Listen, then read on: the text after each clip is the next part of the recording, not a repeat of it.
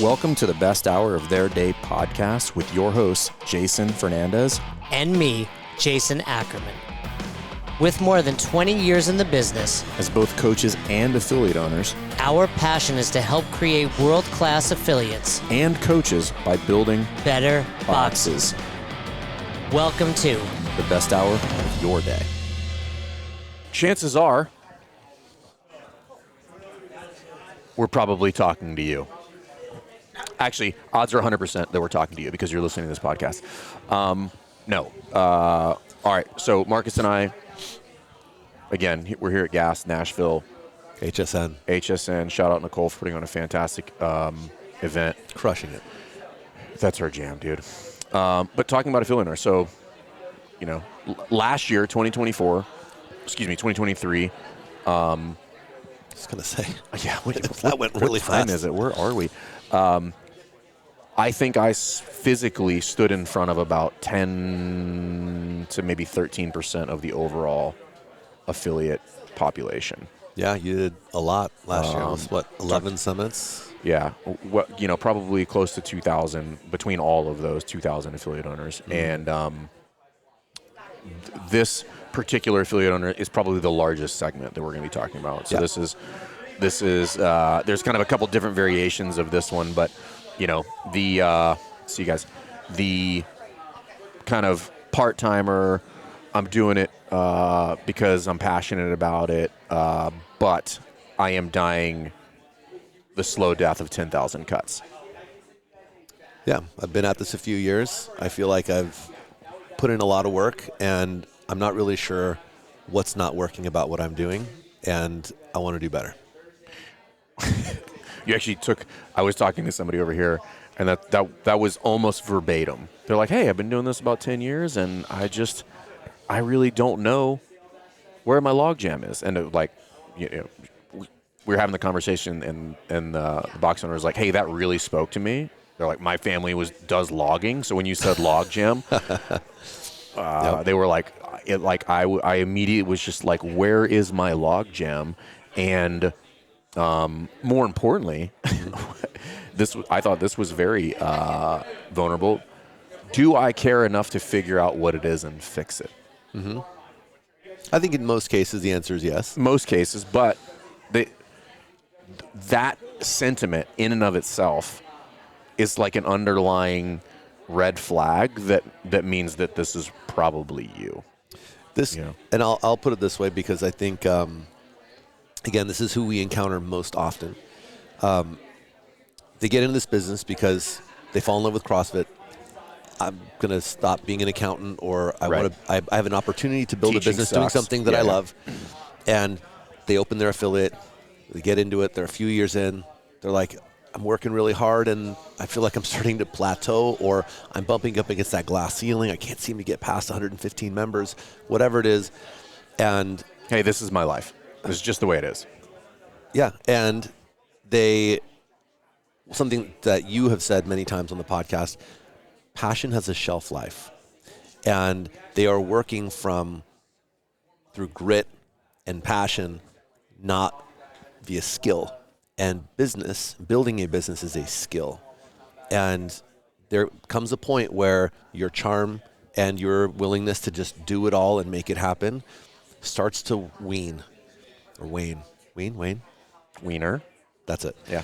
And you realize you're just like, I'm not sure what I'm supposed to do next. Like, how do I get moving? Trying harder isn't working. Right. Right. Yeah. At some point the answer is not harder or more. It's actually the complete opposite. This group, and I know I have been virtually every version of this whole thing. Actually, no, I have been every version of all of these personally. This one is broadly categorized as lack of knowledge. Sure. And I don't mean that to be despairing. You just don't know what you don't know. There's nothing bad about not knowing. The only thing that's bad is that once you know you don't know it and you don't get the answer or get the help, now it's your fault. Right. Right? But it's just like the person who shows up at your door at the gym who's just like, I've been trying fitness stuff for a while and it doesn't seem to work. I want help. I want something better. And you're like, awesome. And they explain their background, their understanding. It's like, well, what you've been doing doesn't work well for you, and let me teach you how to do it. Then they learn how to eat right. They learn how to move right. They understand the importance of recovery. And voila, they start making progress. So if there's somebody watching this, they're like, is this me? One of the probably the big indicators here is what you just outlined, which is if you are running the box and you have not made any changes in some extended period of time. I don't mean like big sweeping changes, but if you have just been running this thing on autopilot for a while and it's like you're like, it's whatever, it's warm milk toast, like it's doing okay, right? It's not ruining my life, but it's definitely not like making my life significantly better. Mm-hmm. This is you. You're who we're talking to right now. Okay. So, all right. Now what? The first thing, I mean, I can speak to my experience, was you just start seeking out information. You start to have this realization, you're like, oh man, I don't really know some pretty basic stuff. I don't know the mechanics of sales. I don't really have a good understanding of finance. I don't have a good grasp of building systems and processes, and I have poor communication skills. Like, none of them are terrible. Maybe some, right? Maybe some of them are worse than others for sure. Mm-hmm. I'd probably put the finance one in the bucket for most people. But by and large, they're all just, on a scale of 1 to 10, they're all running the solid 4.5. And another kind of, because we see this a lot and we've talked to so many affiliate owners, like, if you're going to the summits or you're going to things like GAS, Gym and Accelerator Summit, or you're going to other workshops, and every time you go there, you're like, whoa, that's groundbreaking. That's a good indicator that it's you. Because reality is, like, there's not a ton of like new shit being put out at these things. They're reinforcements or different lenses for the fundamentals is really what they are. But, if somebody's breaking something down and you're like, that's literally the first time I've ever heard or seen that means that we're just deficient in information, and that's okay. All right. So let's talk about what to do. So you find yourself in this position. You're like, shit, that sounds like me. Yeah. Whether it's with us or with anyone, here's the order of operations. Number one, you want to get an objective understanding of what's working and not working in your business and to what degree. So you can say, okay, just like you would assess an athlete, right? Let's do a movement screen. Let's run these tests so I can see where you are in these different areas so that I can understand objectively, that's good, that's not so good, that's non-existent, that's pretty good. What is that? Right. Never heard of that before. And we would identify where the weaknesses are, and then we make a plan. So this is the first thing, is you want to make sure you're working from a strategy that is intentional based on what you want and what is going to give me the most leverage most quickly, right? For many people, there are plenty of bogeys hanging in the finance area, like you said. So this comes in multiple forms. This comes from the pricing structure to the, and all the discounts just the memberships, the expense category. This comes from a budgeting standpoint, so managing cash flow. There is so much low-hanging fruit in that bucket alone that I would say 80, 90, probably 90% of the people who end up on our doorstep are like, I have nothing for that. And or needs a lot of help. Right. And for those folks, simply by fixing those things, we're not talking about growth. We're not talking about any sort of, directional strategy or anything like that. More often than not, we can fix some of their bigger pain points just by, not even by improving these things, by just fixing them. Meaning, I'm not trying to make a better version of it. I'm like, I just need it to run like the way it's supposed to. Yeah, just get it back to well. Get it back we're to well. already unstuck. So it's have that strategy and get the minimal viable product of all of the required pieces to your affiliate. And this is where, unfortunately, a lot of people get stuck. They're like, oh, I've got that version of it. I'm like, can you show it to me? And they're like, yeah, that's right. I'm like, you haven't dusted that thing off in 5 years, dude. Like, it's it's an okay plan, right? Or you understand the concept. That'd be the other one. You understand the concept, but you're not actually driving it. Yeah. You're like, I get it, but I'm like, but you're not doing it, and that's different. Low-hanging fruit, like I said, membership structure alone. Membership structure. And pricing model alone. Developing your staff is another one. Be like, hey, what's your development staff? Your staff development. Everybody knows they need to do that, but I'm like, have you done a class eval in what time frame? And they're like, never. And I'm like, okay, well, you can't develop your staff. And having the simple system or process to do that on a rolling monthly basis, right? Not some crazy bells and whistles stuff. But like, people get feedback consistently, right? That's a process. That is a system. But it happens every single time. Yep. It's, speaking of systems, it's also learning to look at your business as a series of systems rather than, it's like I've got sales, I've got onboarding, I've got integration, I've got retail, quit looking at it as they're separate things. Right. You said this in your talk really eloquently yesterday, where you're like, everything touches everything. Yeah, nothing inside of the business exists independently of anything else. Correct. And if I look at each piece as a system or a series of systems, and that they're all intertwined, then you start to get a different understanding of the business and how to improve it. And there's a really simple concept of a member life cycle that really helps bring this into perspective for people, where it's like, let's just go from left to right and understand that this is one singular journey that someone is on. It's not marketing and then sales. It's no, this flows into this, flows into that, flows into that. So that means I should start from the back end, right, and work my way forward to make sure that everything that I would want to have happen next is in the previous step. And I'm planting seeds earlier on, and I'm teeing up my nutrition program in my onboarding, and on and on and on. I think I gave this example yesterday. I don't remember. I blacked out. The retail. They're like, hey, why should you sell retail? Most people are like, oh, it increases average client value. And I'm like, that's the outcome potentially of that. But that's not why you should have retail. Why should you have retail? Well, it has overlap into so many places. If I'm designing my onboarding and I want to integrate people properly, a good retail operation allows me to hand Marcus CrossFit Rife t-shirt or a mug or something like that, as well as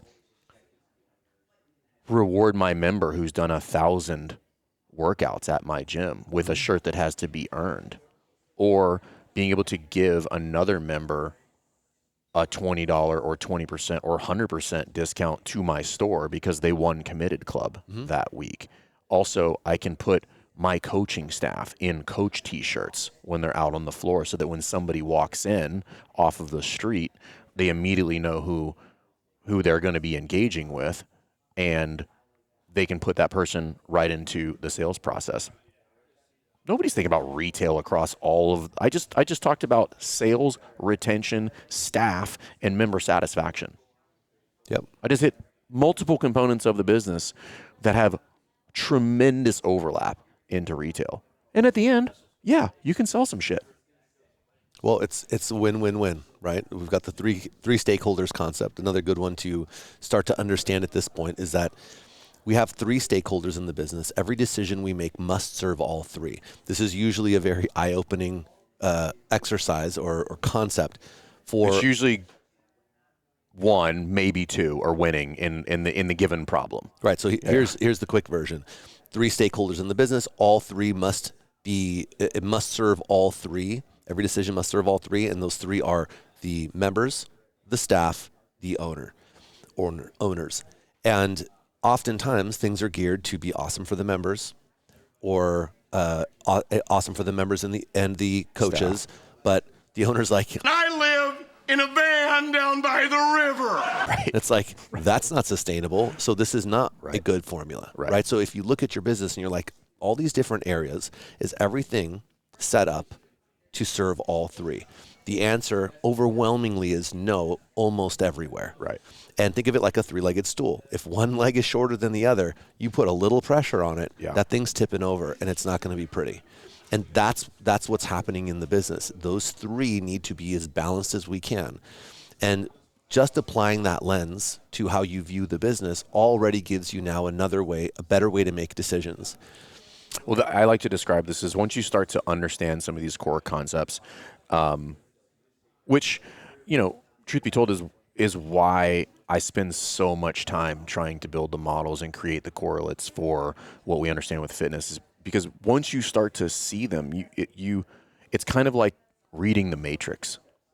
I get to see things that I couldn't see before. 100%. I was like, oh shit, like that there's a through line from that singular thing all the way over here to this other thing, and it's connected to multiple points in the middle, and it's broken right there, at which point we never actually get to the end state. So it has multiple breakpoints in it. Yep. And when you can start to see that and understand how different things are connected, what it does is, it creates overwhelm right at the gate. But number two, it can help you to start to create intention behind what are the initiatives that I'm driving, what are the projects that I'm driving, and doing that. And this group of people that we're talking about here, when they're kind of the symptom is, right, I don't know what to do or where to start.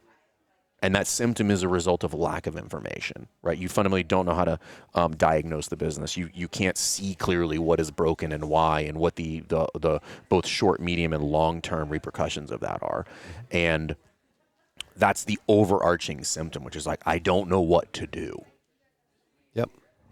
So, all right. So we covered a lot of ground here. We talked about perspective. We talked about strategy. We talked about developing your team and systems, operations. So what happens once you do actually start to get those working well again? So you pull the key log out, you eliminate the log jam. How does this impact the owner, the staff, the members? Well, typically you're going to, things will improve. Now, to go back to something you said earlier, the problem that we know is coming is they're going to break now, because I've created enough space for momentum, at which point minimal viable product in any given area is not sustainable. It's not strong enough, or we've not developed the appropriate adaptation to now withstand the stimulus that is going to be coming into the business. If we want to speak fitness, Which is good. it's great. We want to break things, right? The issue is, I want to break things on my terms. Yes.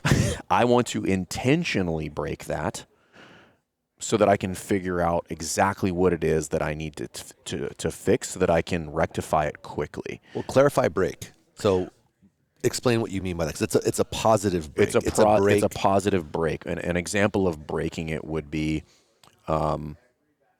we've improved our retention, meaning, hey, we're doing the relevant reach outs, meaning I'm hitting Marcus because it's his 1,000th workout, and I'm doing it on a relative time frame. I'm getting to it within maybe that day or 3 to 5 days on either end. So the classes are picking up, and we've tweaked maybe a couple of things on the front end so that we're converting at a slightly higher percentage, at which point I'm now starting to see things in the gym start to look crowded. And what fundamentally ends up breaking is fulfillment on the floor. And that would be a perfect example of like, hey, I fixed a couple of things here, and then I broke fulfillment because my coaches are not equipped, or our plan is insufficient to manage the new volume of athletes. Hey, we're really good at 8 to 10 on average. 19 to 21 is a different ball game. And if you have even a handful of deficiencies in the kind of group management or teaching component, when you go from 8 to 21, you're going to fall flat on your face. And I'll tell you exactly the email that you're going to get. The email is going to say, hey, classes are getting a little crowded, and I think you guys need to maybe like add a class. And for the record, no, you don't need to add a class. You need to solve that problem. And it is almost always a coach deficiency. It's not your coach's fault. They're not bad people. This is a new threshold. Correct. You've added more load. They need more Better strength. technique. Yeah, better technique, Yeah. more strength. And that's the goal. The goal is that I work on the business and I improve whatever needed to be improved. And then it's going to create, so I identified a constraint, I resolve the constraint, it creates a new constraint. Oh, now that needs help. And you scooch over here and you zoom in on that, you eliminate the constraint, boom, next one pops up, and now you go over here. I'll tell you what the next one is. We're like, hey, we're growing. We have to put more coaches in the coaching staff. I have 5 interns coming through the intern process, and 3 months down the road, nobody knows what's going on in the gym. Some coaches over here are communicating something that's incorrect about the schedule, or people showed up on a day that we were closed. And the gap now is your comms, right? Because it didn't matter when it was Marcus and I. We see each other every day. We talk about it, right? But when I had Marcus and Nate and Mike G and Chuck and all these other people that are all in different directions, maybe not ever in the same room in some instances, except very, very briefly, communication becomes a very integral part of making sure that this machine runs efficiently. Again, I'm hoping that the big takeaway for this group of people is, number one, start to, and this is kind of the conversation we were having at dinner last night with Cody, because Cody asked a question. He's like, hey, what about this? And he's like, so what? He asked the exact same question. He said, what do I do? I said, well, the first thing you have to do is you have to educate yourself. Like, you cannot abdicate your responsibility to somebody else. Be like, hey, I need you guys to come fix my business. I'm like, yeah, we're going to help you with that. But fundamentally, you still need to understand the underlying concepts. Because if you don't, there's not a whole hell of a lot I can do for you, right? I can't walk into your gym, coach your classes, and have the meeting for you. Right? I can give you all of the tools for that, but if you don't fundamentally understand why these are important, what executing them efficiently would look like, that's where we have to start. You need to understand the concept. It's like the difference between somebody who's been doing CrossFit for a while and then they go to the level, and I'm talking about a coach, I'm talking about a regular athlete, and then they go to the level 1 and they come back and they're like, I get it now. I understand threshold training, and I understand now why you wanted me to scale. Nothing happened in their training that made them a better athlete. Their understanding of the core concepts of why they're doing what they're doing fundamentally change who they are as an athlete. That's what you have to start doing. You have to start educating yourself. And luckily, there's tons of resources out there these days. Like back when you and I started in 2007, 2009, none of that shit was There was out nothing. There was literally nothing. There wasn't even any best practices established or models established. There's tons of stuff out there. But start educating yourself so that you can ask good questions. Like if you struggle to ask good questions, it's a good indicator, right? So it's like, hey, have the ability to ask good questions, like good root cause questions. This is always like a really good indicator of somebody who's been putting in time and effort to understand. Be like, they ask a question, I'm like, that's a good question. It's not a throwaway question. Be like, hey, how do I, I don't have enough leads. That's not a good question. It's not a good question. It is a very surface level, something hurts on my body question. Not like, hey, I've got shoulder issues because I have a tight pec and I'm not sure how to fix that. That's a good question. So start educating yourself and then ask for help. Ask for help. Go get a coach, right? Again, don't have to be us. I don't give a shit. Like, hire the Chick-fil-A operator to teach you how to do something. I don't care. But have somebody fast forward that for you. Right? It's the cheat code, right? There are people out there that know things that you don't know who will happily help you speed up that process. Yeah. You don't need to reinvent the wheel. No, you don't. So that's what I tell everybody. I'm like, hey, you need to go learn some things, right? And I can teach you, or you can do much of it on your own. And then once you have more and you're like, okay, now I'm ready to, to get a coach or a mentor or something like that. And I'm like, now you speed it up again. 100%. So if you want help, or at very least you just want an outside perspective on your affiliate, reach out. We're happy to do a call with you. We will pop the hood. We will see what's working, what's not working, help you get clear on what you want. And if we can help you, we'll talk you through how we can help you. And if not, we'll point you in the direction of whoever else can. Right. Because knowing is half the battle. Did you just make that up? Thanks for checking out this episode of the Best Hour of Their Day podcast. We appreciate you listening and choosing to have us help you in your passion for coaching and affiliate ownership. You can find more episodes just like this on all podcast platforms.